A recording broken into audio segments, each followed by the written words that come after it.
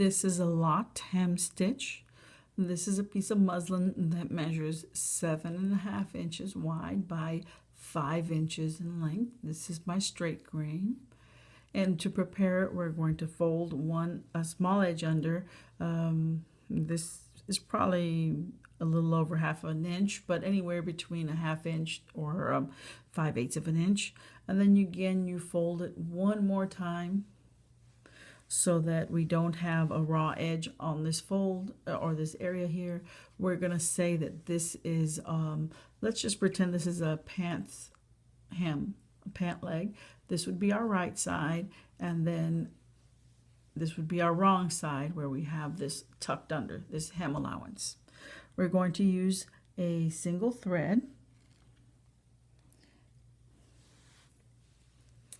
And that's so that the impression on the front or the right side isn't very deep.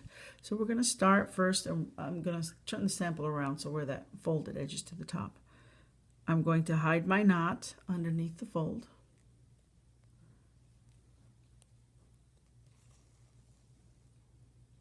And I'm going to take a small stitch, just catch a few of the threads on the bottom layer, and then I'm going to travel my needle up to the top, and this being the first stitch, I'm going to pretty much put it close to that spot there.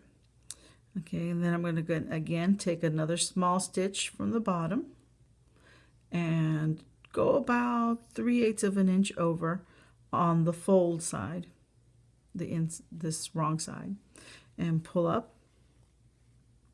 And I'm going to go right next to where I came out on the top and catch the thread underneath and go about 1/4 of an inch over, or actually 3/8 to 1/4, and pull up.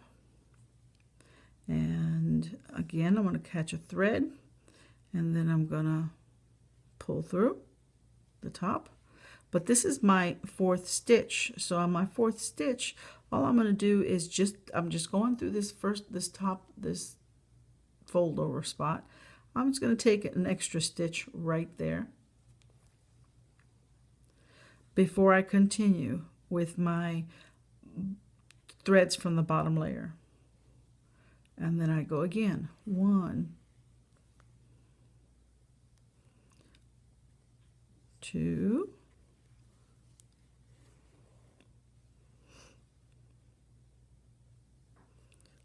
3,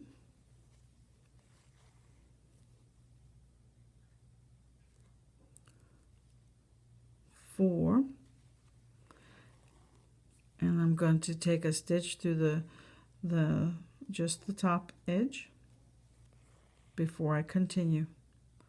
That actually locks the stitches in place so that if, for example, this hem starts to come, a thread breaks or a spot gets broken here and it begins to loosen, it'll actually stop at that next locked stitch so that you don't lose all of your hem.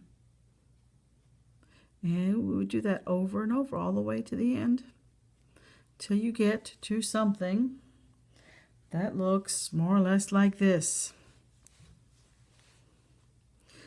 Okay, and what you do at the end is you, let me go take my last stitch here. And then, since I don't want these stitches to show on the outside, especially if it was the same color thread, you probably wouldn't see these much. So again, I'm going to just tack the end, and I'm probably just going to do it on this little fold piece so that we don't see that bulk of thread on the front. And I'm going to take 3 or 4 stitches in place. And if you want to do the stick the needle through there and kind of make another type of knot, that's fine too. But you just want to tack it down.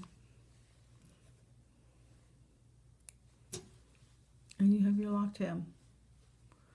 You don't see it much on, again, if you had matching thread, you would hardly see it at all. And if you look real close, you can see where 1, 2, 3, 4, there's 2 stitches there. 1, 2, 3, 4, there's 2 stitches there. Now in the paper diagram, it says every 4 and every 6 stitches. If you'd like to do that, that's fine. I just find it easier to count 1, 2, 3, 4, lock. 1, 2, 3, 4, lock. So you can go ahead and do that if you want to, but that's it. Okay, next stitch.